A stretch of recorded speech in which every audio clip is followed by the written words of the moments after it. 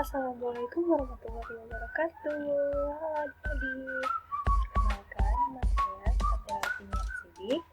Di sini saya akan menjelaskan tentang arti ungkapan.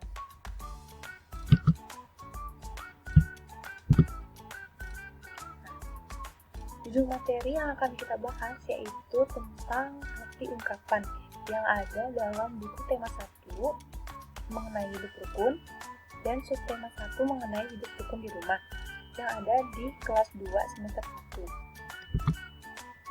Nah, sebelumnya adik-adik udah tahu apa itu ungkapan? Sebelumnya, nah di sini saya akan menjelaskan tentang apa itu ungkapan. Nah, ungkapan adalah gabungan kata yang memiliki arti berbeda dengan kata asalnya. Ungkapan tidak diartikan tiap kata penyusunnya. Gabungan kata pada ungkapan memiliki makna baru. Dan ungkapan sering digunakan dalam teks cerita. Nah, supaya lebih jelasnya lagi, kita langsung masuk ke contohnya ya. Nah, di sini itu ada contoh yang pertama, kutu buku. Nah, di sini itu bukan kutu buku, kutu hewan parasit, bukan. Nah, ini itu. Nah, artinya gemar membaca. Kita baca kalimatnya. Yuven dijuluki kutu buku oleh teman-temannya karena ia selalu membaca buku. Nah, berarti ini itu artinya Yuven dijuluki gemar membaca oleh teman-temannya karena ia selalu membaca buku. Nah, dari contoh yang pertama ini, kita dapat tahu gitu ya, bahwa ungkapan itu adalah bukan arti yang sesungguhnya. Dari itu kan kutu buku. Nah, kutu buku itu bukan kutu hewan, tapi itu ada arti dari kutu buku itu sendiri, yang artinya itu adalah gemar membaca. Nah, kita masuk ke contoh yang kedua, yaitu rendah hati. Utami adalah siswa yang paling pintar di kelas, tapi ia sangat rendah hati. Nah, arti rendah hati di sini adalah tidak sombong, yang berarti Utami adalah siswa yang paling pintar di kelas, tetapi ia tidak sombong. Nah, yang ketiga ini adalah keras kepala. Nah, ini itu bukan kepalanya yang keras, bukan. Ini itu artinya itu sulit diatur. Nah, kita lihat kalimatnya. Dia anak yang keras kepala karena tidak mau mengikuti perintah ibunya. Nah, ini itu artinya dia anak yang sulit diatur karena tidak mau mengikuti perintah ibunya. Nah, seperti contoh-contoh pada ungkapan. Nah, selanjutnya ini adalah contoh ungkapan dalam bentuk cerita. Nah, di sini tuh saya mengambil contoh yang ada pada buku tema tentang teks cerita Ayah dan Ibu Menyayangi Mutiara dan Udin. Nah, suatu hari Ayah membawakan buah tangan untuk Mutiara dan Udin. Mutiara mendapatkan buku cerita, Udin mendapatkan mainan. Mutiara dan Udin berterima kasih kepada Ayah dan Ibu. Mutiara dan Udin tidak saling berebut oleh-oleh. Nah, Ayah dan Ibu bahagia melihat buah hati mereka selalu rukun. Nah, di sini itu udah ada di bawahnya ada dua ungkapan, yaitu yang pertama buah tangan. Nah, di sini untuk tahu artinya kita lihat kalimat selanjutnya. Nah, ini tuh kan suatu hari Ayah membawakan buah tangan untuk Mutiara dan Udin. Nah, lalu di bawahnya ada Mutiara dan Udin tidak saling berebut oleh-oleh. Nah, jadi arti dari buah tangan itu adalah oleh-oleh. Nah, selanjutnya yang kedua, ini ada buah hati.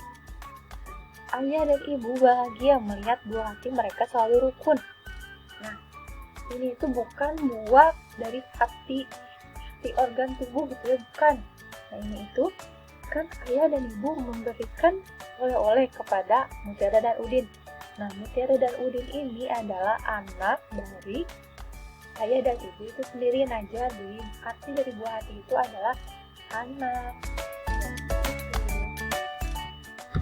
Nah, selanjutnya kita ayo berlatih. kita isi bareng-bareng aja ya. Nah, ini itu dari percakapan yang ada di teks di atas tadi. Nah, itu yang pertama itu si ayahnya bilang, ayah membawa anak-anak, ayah membawa buah tangan. Nah, tadi kan udah tahu ya, arti dari buah tangan itu adalah oleh-oleh. Nah, menurut adik-adik jawaban Mutiara dan Udin ini akan seperti apa?